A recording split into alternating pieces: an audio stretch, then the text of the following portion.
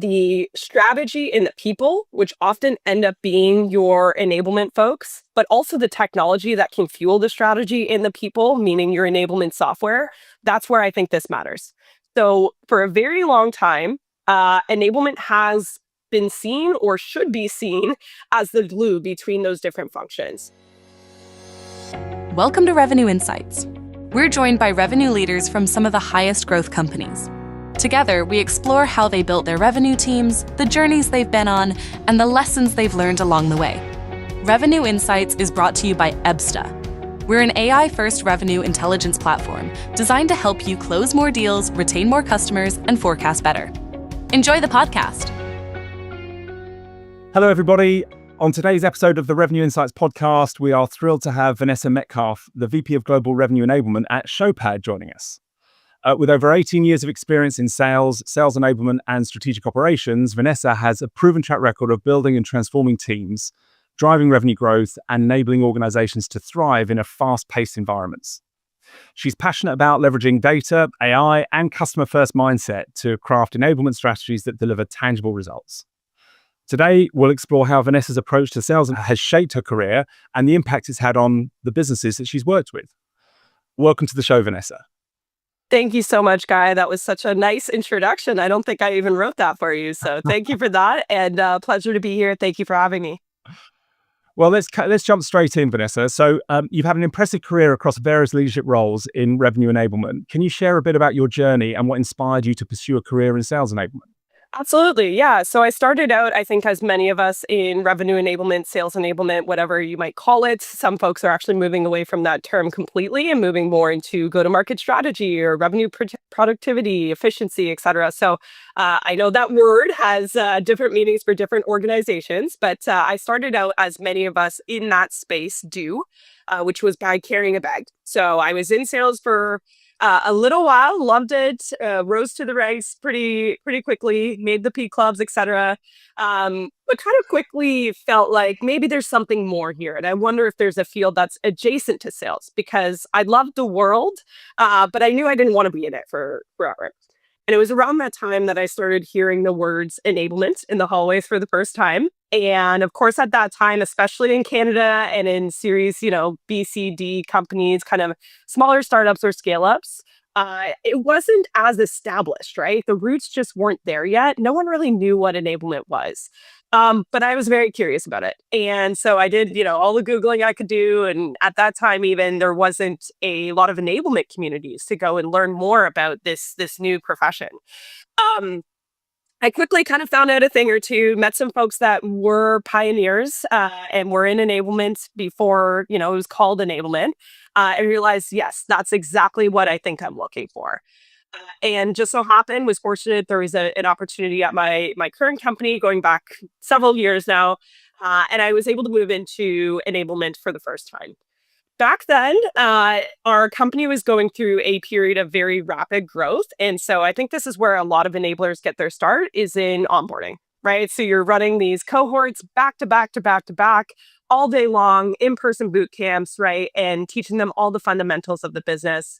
And then my enablement kind of journey, I guess, blossomed a little bit from there, definitely outside of onboarding, more into leadership roles, getting across all the major enablement pillars that you do, right? So everything from moving away from just onboarding into continuous development, skills and competencies, methodology, leadership enablement and coaching, so on and so forth. There was a pit stop in there that I should mention, which is from sales to enablement, I zigzagged over to sales leadership for a little while. And I was super grateful for that experience, right? Because it helps provide empathy for what a frontline leader goes through every single day. And that, of course, is a very, very challenging gig. And I think it allowed me to build better rapport with the group that is, I consider that one of the most critical stakeholder groups when enablement is thinking about who are our customers, right? Enablement is not so far from sales. We are still in sales. It's just that our customers are internal, not external. So bit of a zigzag career journey. My last company, I worked for one of the leading LMS solutions out there called Docebo. Most of the time there was spent leading enablement, but I did do a short stint leading RevOps as well. And now I'm with the leading enablement software company called Showpad. And here I'm running enablement for an enabling company, which is a very meta existence. Excellent. Well, what an amazing journey. It's an incredible process to go through, and I hear you. I think enablement just wasn't a thing a decade ago, and I think I think the whole go to market motion is starting to become a lot more kind of data driven and a lot more mature, and businesses now that don't have this data driven approach to enablement and RevOps are really falling behind quickly behind their competitors. And in a world where there's just so many different tools to use, in fact, part of the job of enablement is actually restricting people down to making sure they're using the right tools, not just anything that comes along. 100%. The tech stack consolidation that a lot of organizations right now are being mandated top down from their CEO or from their board to go ahead and execute, enablement is often the one that is figuring out the strategy around all of that and figuring out what tools make sense to continue investing in. How do we drive better adoption, right, from a change management perspective? And then I think it's clear to everyone, you can't just have the adoption of the tool. That's table stakes. Every executive is going to expect that that's there, even though we know it's not, especially when we think about the peanut butter spread of the amount of tools out there. I think the average, according to one of the analyst firms, is, I think it was Salesforce, 10. And I think that's on the conservative side, right? But you think about, okay, adoption is table stakes. We're still not getting adoption with every single one of these tools, which is actually the tools that you purchase end up doing the opposite thing, right? Of the reasons why you buy them in the first place. And so enablement's there to really drive adoption with those right tools, which might need to be right sized. And then not just adoption, it's kind of crossing the chasm into value. And that's something that we're super passionate with our own tool, with Showpad, but certainly with our tech stack as well. This episode is sponsored by MailTrap, an email delivery platform built for product companies that send at scale. Go for high inboxing rates. Try today at mailtrap.io. Let's talk about value. So one of the key challenges in enablement is demonstrating the impact on revenue and business growth. So what metrics do you use to measure the effectiveness of the enablement efforts, and how do you tie these metrics back to tangible business outcomes? Yep, you bet. One of my favorite questions, because it's, at least for a long time, it was quite a mystery to a lot of enablement practitioners. And I was actually just on a podcast last week talking about this exact same topic. And I think it comes down to this. For a very long time, enablement folks, myself included, were told, show your impact. You're here to drive revenue. You're here to create sustainable behaviors, right? And those behaviors are the ones that drive performance. The performance is what drives the revenue. Okay, great. We want the seat at the table. We want to prove impact, but there was less conversation. And this is why I'm grateful for podcasts like yours and other, thought leaders that are out there, because it's finally starting to be demystified. And we've done a lot of work on this exact topic at Showpad as well. For me, what it comes down to is it's super simple. You want to be able to demonstrate impact on a initiative or program level, and then have those initiatives and programs ladder up into your impact at the functional level, right, of your business unit as an enablement team, as a go-to-market strategy team, whatever you call yourselves. And so the idea with the latter bucket, right, is you want to think about sort of your collection of big enablement bets is what I always call them. So that might be decreasing ramp time through your onboarding program.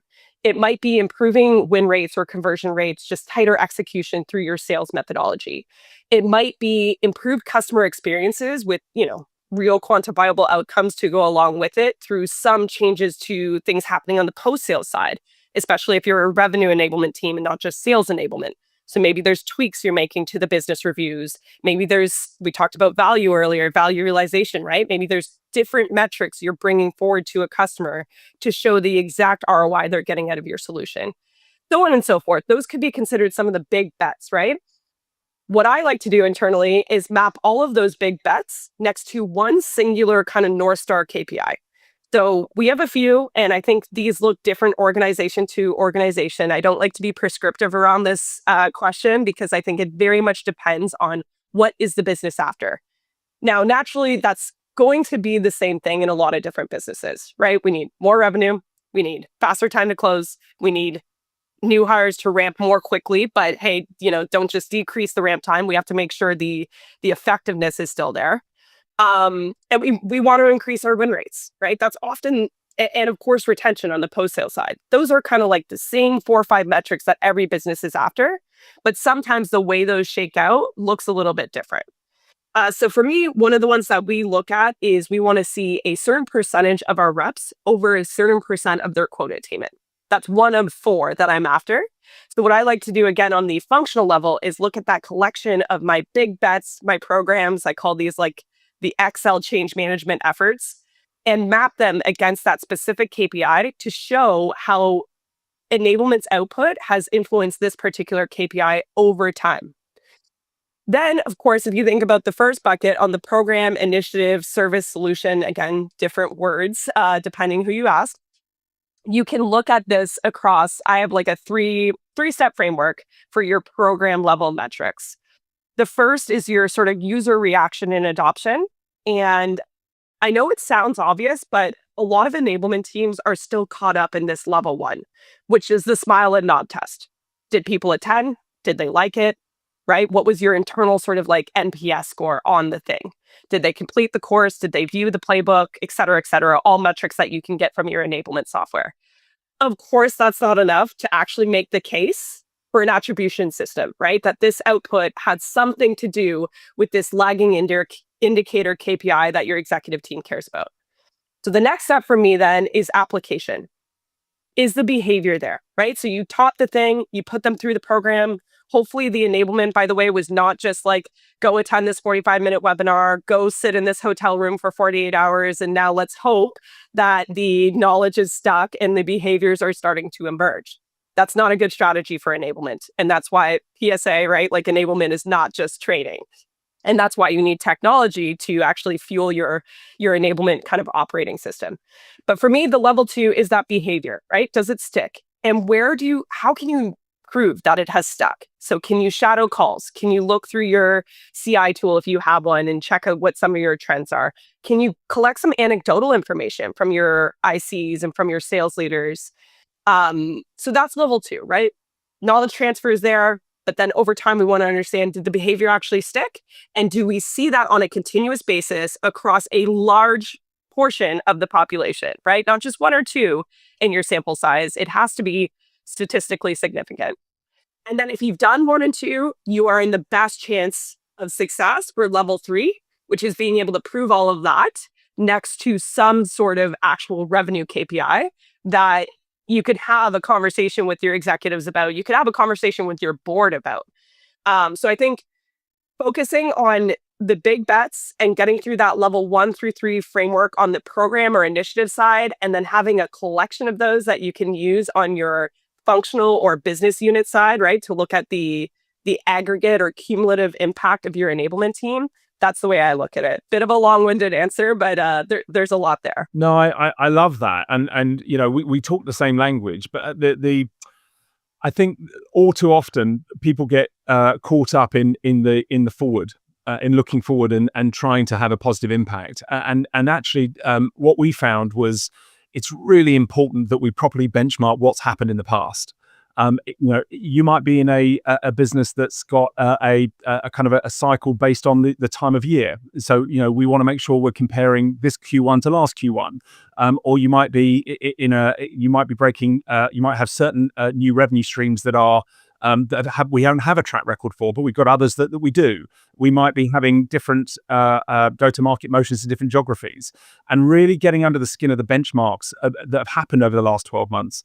It's like anything. You invest that time in getting that infrastructure right, getting that benchmarking and the clarity around what's actually taken place in the past, so that you understand if you've actually had a positive impact or not. So. No, I absolutely buy into that. We recently launched our own what we call Revenue Insights as a Service, which is a plug and play kind of report that we can deliver back to our customers. And the first report we deliver goes back 12 months, and it shows it's effectively an audit of your whole go-to-market motion. And for us, what we found is that to have an impact, you need a combination of 4 things. You need data, insights, technology, and change. And while we solve the data challenges and we deliver the insights and the technology, we're not change agents. And so you need that sales enablement, that RevOps function, or growth consultant that's really understanding what those benchmarks, they're able to use those benchmarks to actually drive the right behavior and understand what are those top performers doing differently to everybody else, and how can we make it super easy for everybody else to follow what those top performers are doing. Because while salespeople really can be very difficult to train and to get them to work your way, when you show them in kind of picture format how they can win more, suddenly, that gets the change that you want. And if we can make it simple for them to understand and take away all the admin burden from their responsibility, because frankly, salespeople aren't very good at it anyway, all of a sudden they blossom. And you see very quickly the salespeople that are open to change are able to very quickly start having similar outcomes to what the A players have been doing now for a while.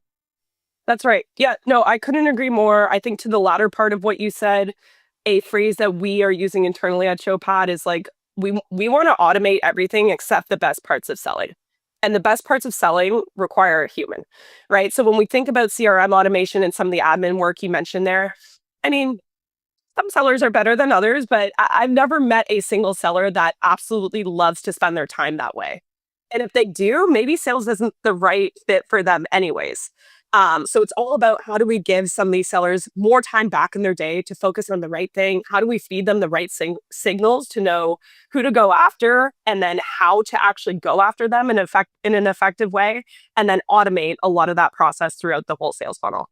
Yeah, I absolutely buy into that. I think we do a benchmark report every year, and we saw that the top performers are spending nearly 50% of their time customer facing, and we know that relationships drive revenue, right? So the more relationships you build, guess what? The more money you make. But the B players are spending less than 2 hours a day, and they're just being busy on stuff that's just not moving the bar.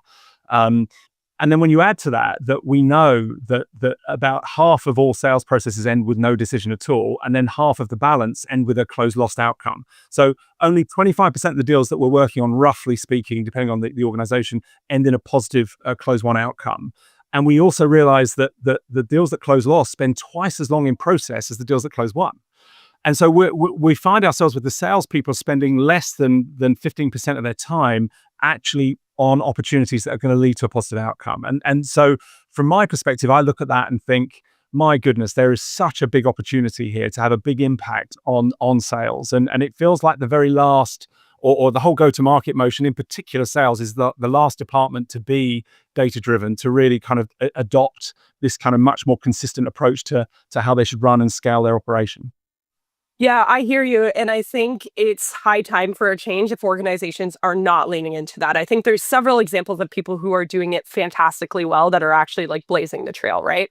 But we think about it, the silly analogy I always use, which is weird for a non-sports fan, but you think about sports in the 70s or 80s, they were operating mostly without analytics and insights and intelligence to tell them how to conduct the game. Right? I can probably hear my partner laughing at me right now because I'm not a sports fan, but bear with me. We think about modern day sports, it's everything, right? It decides how to run the plays, who should run the plays, what players you want on the field, when you want them on the field, right? What plays you should run in the face of this particular team and some of their, custom plays.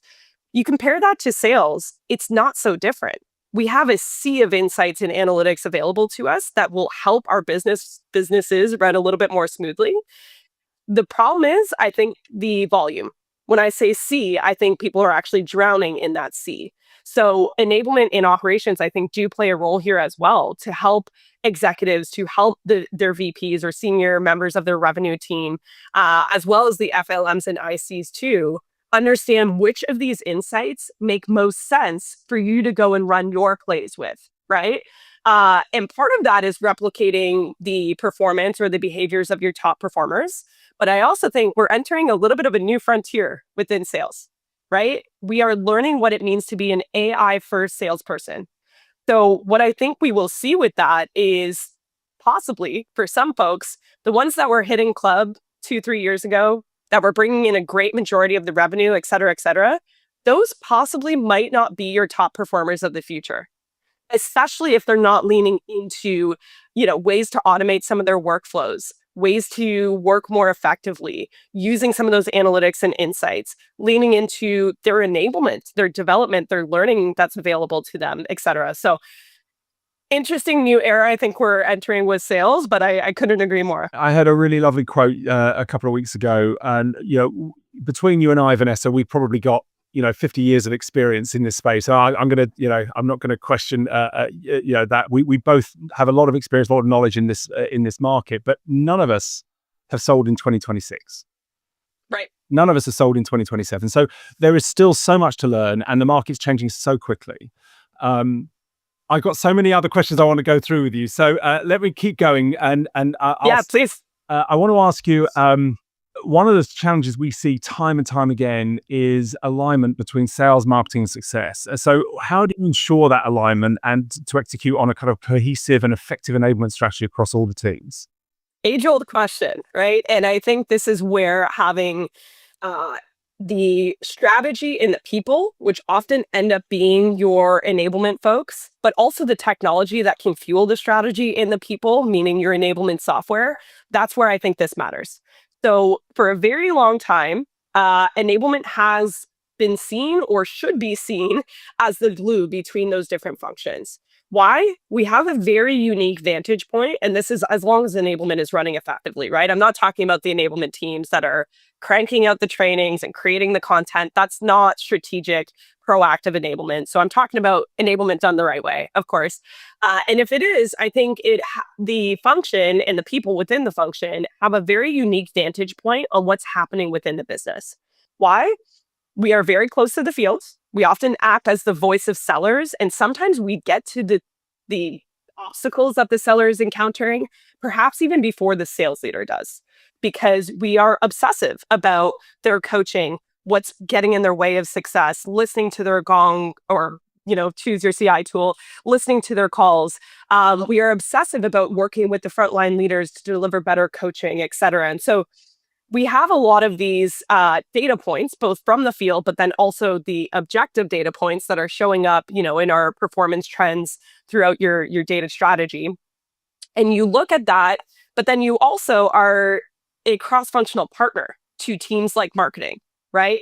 And when I say the field, I'm including both sales and CS in that, especially if your remit is to run enablement across the entire customer journey. That doesn't just mean acquisition. In fact, more and more important actually is to focus on the post-sales portion of the customer journey or the funnel, because especially these days with an economic downturn, right, there's more value there. Protecting your base and knowing how much more likely that base is to upsell, to try a new product, to stay with your company because there's actually loyalty there, right? That matters a lot more, and it's increasingly so than maybe the cost of acquisition for a net new customer. In the 2025 benchmark report, we saw that 52% of new revenue last year didn't come from new logos. It came from existing customers. Right. So we're now generating more new revenue from our existing customers than we are from the new logos we're signing each year. And that's it. Exactly. But we're not investing in the same way in success as we have been in sales. So I think there's a big opportunity there to lean into the existing customer base. 100%. And of course, enablement is just one of those places that you can invest, but it's really important actually that we over rotate. I think this is a correction that needs to be made because, to your point, a lot of investment has been made on the pre-sales side, whether that's marketing, whether that's, events, et cetera, but that includes enablement. And so it's time for that kind of transformation for equal, minimally equal, if not maybe, like I said, a bit of an over rotation on the post-sales side. So absolutely agree with you there. To round up my answer in your first question, I would say that's what allows us to be a unique but critical player in the mix of creating these bridges between sales and CS, the field, right? So your go-to-market, customer-facing, quota-bearing teams, and marketing as well. We have to make sure that marketing gets enablement as a reinforcer, a multiplier of what they're putting out there.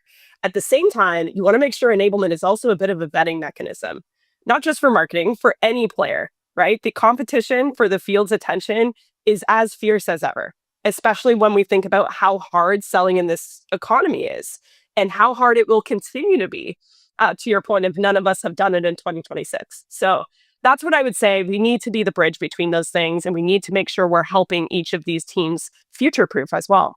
And do you see that who does enablement report to? Do you have individual enablement specialists reporting to sales, marketing, success, or is its own department that reports up to CRO? What are you seeing working? Got you. So this might be the easiest question that you ask me all day.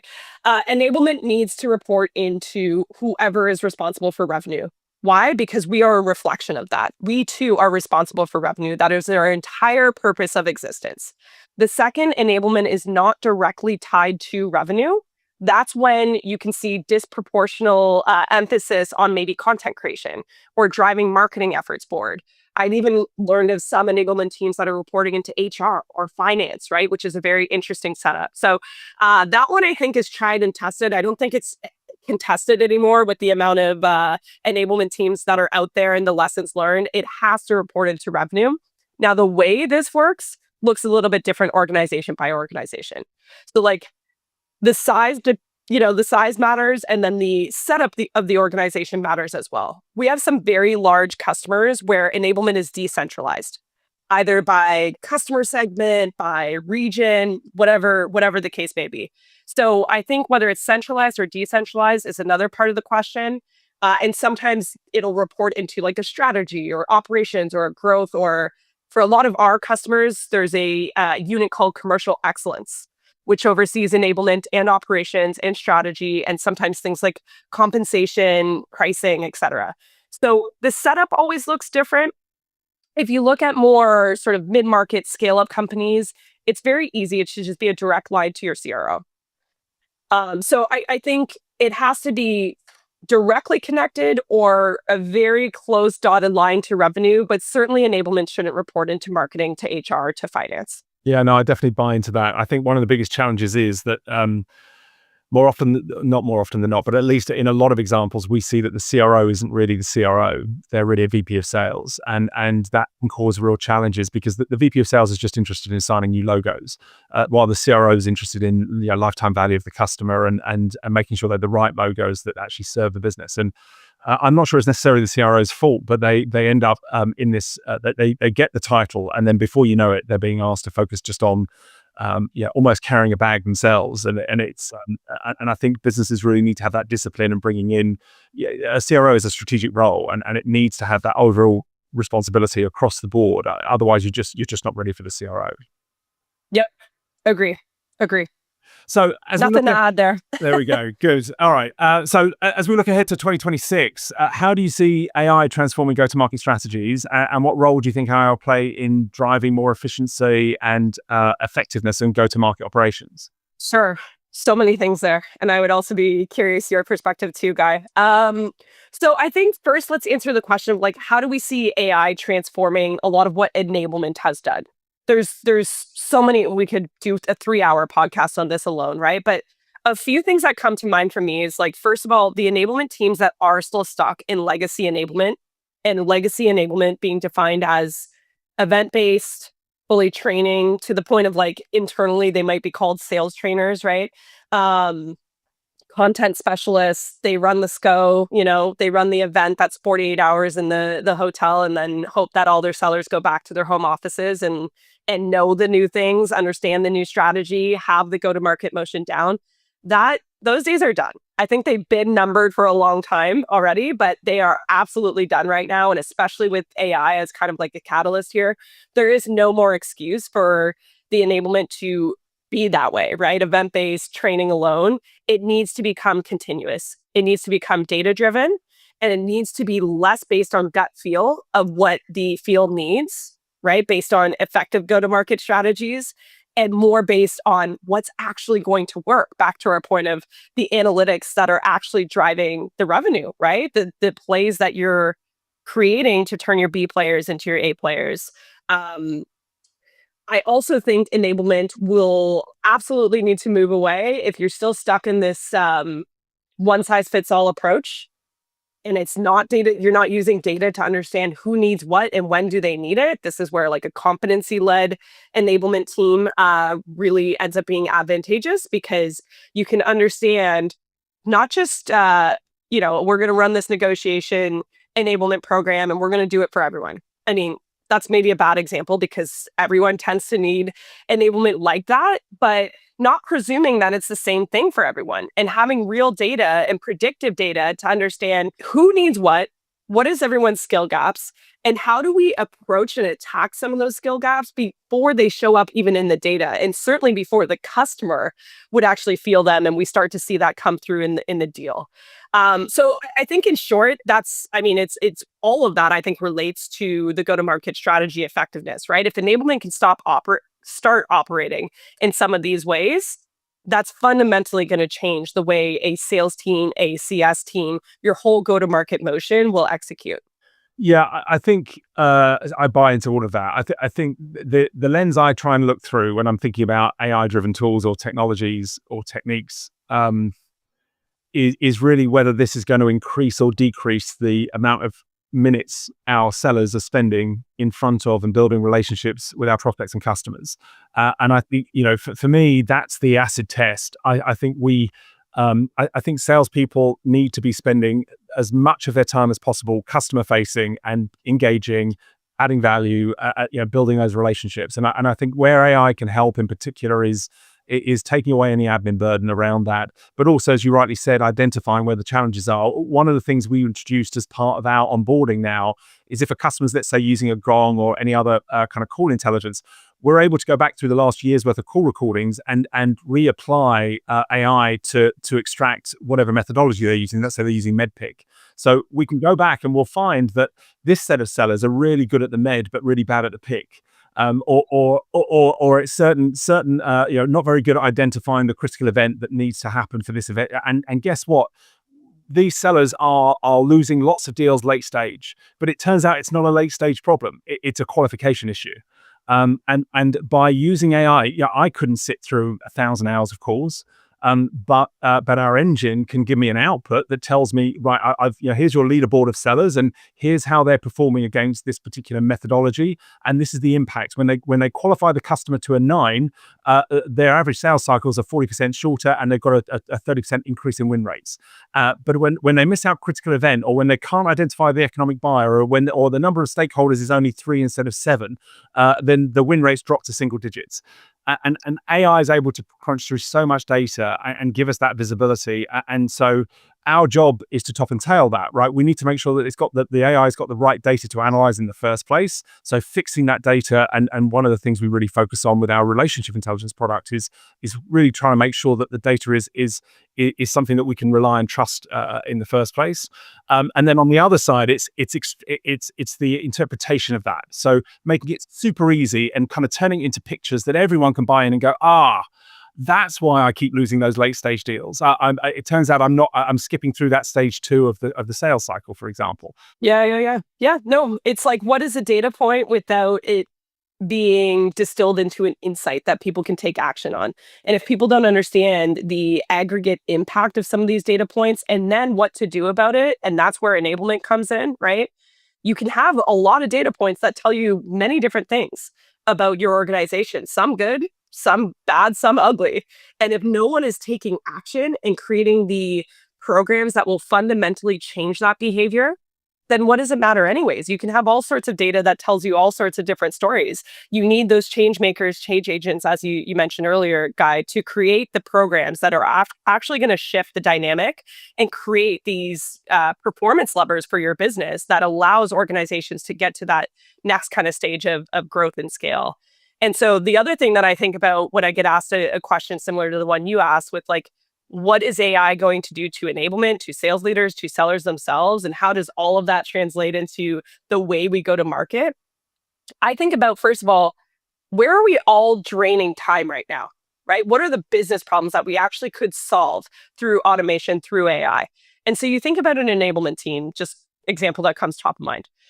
For new hires, most enablement teams are spending a lot of time with new hires. And by the way, keep spending time with your new hires. It's not like AI is here and then you get to disappear and AI does all the work. That's a fundamentally bad strategy, right? That's a bad use of AI. But what it can do is, can it help you automate some of the role plays, let's say, that you're using to get some field assurance that this person's ready to go, give them their book of business, get them on site, et cetera. So that's one place. For sales leaders, they should, I think this is a chronic issue actually, but they should be spending a lot of time in coaching. So is there parts of the coaching program that AI can automate, not replace, but automate some of it? There's still, I mean, we need human coaches, not just AI coaches, right? But that's another place.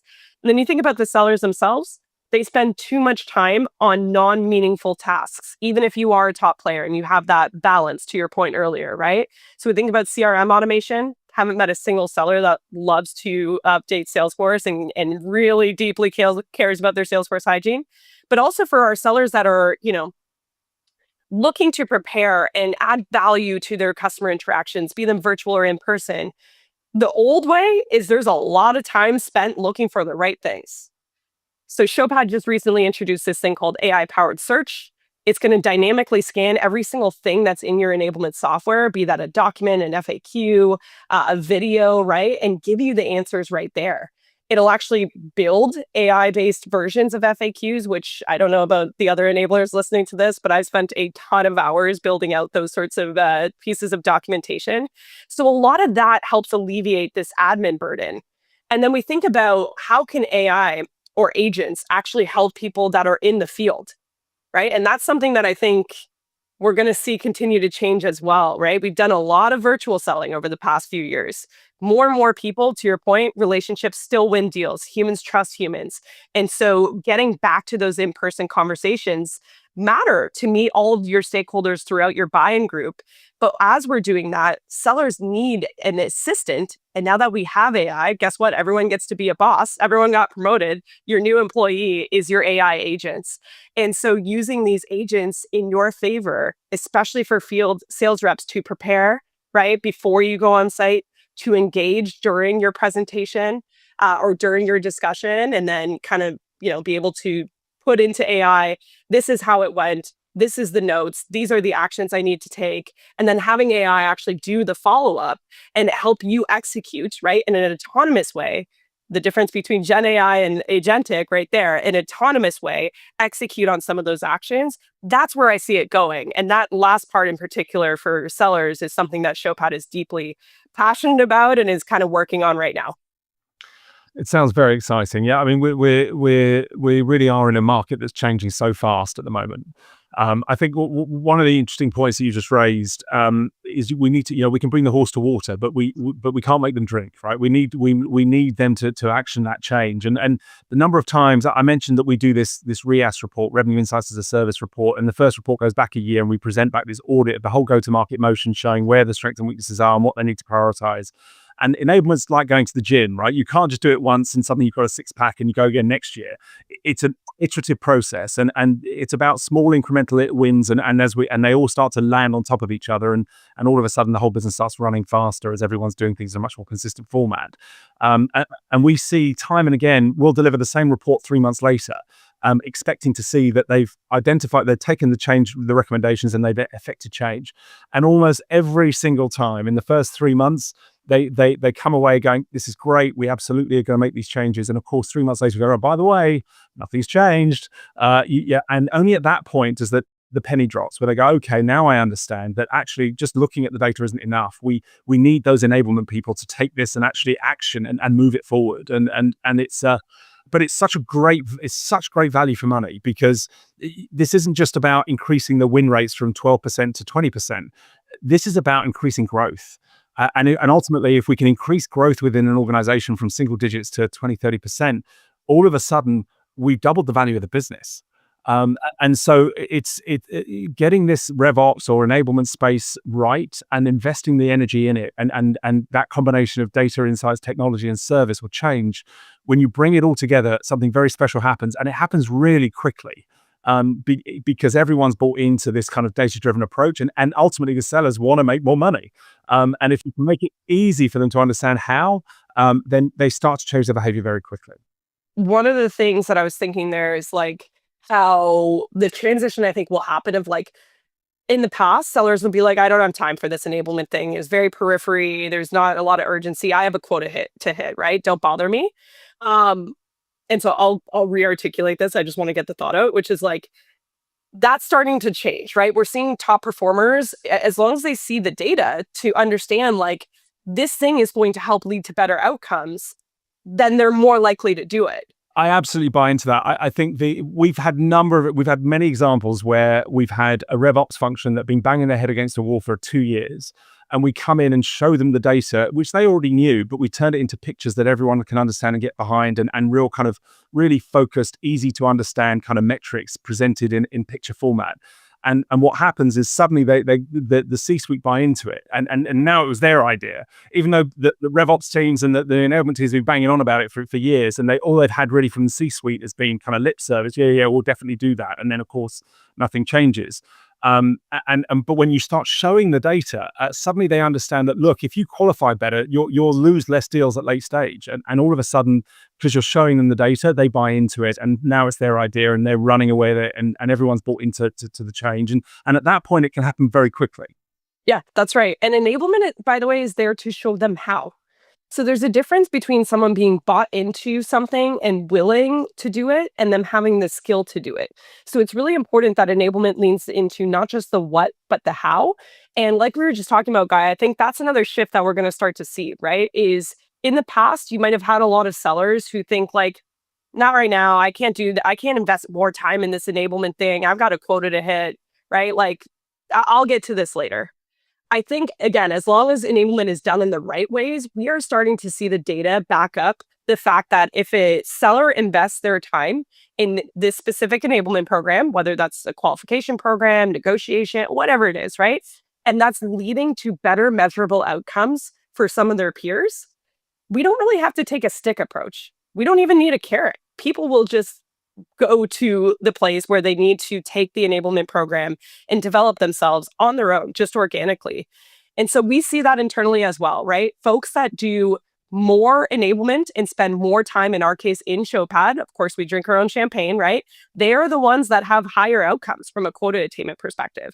So I think as far as like enablement value perception, that is starting to change amongst sellers as well, which is a really exciting time, by the way, to actually see that shift happen in the profession, in this domain.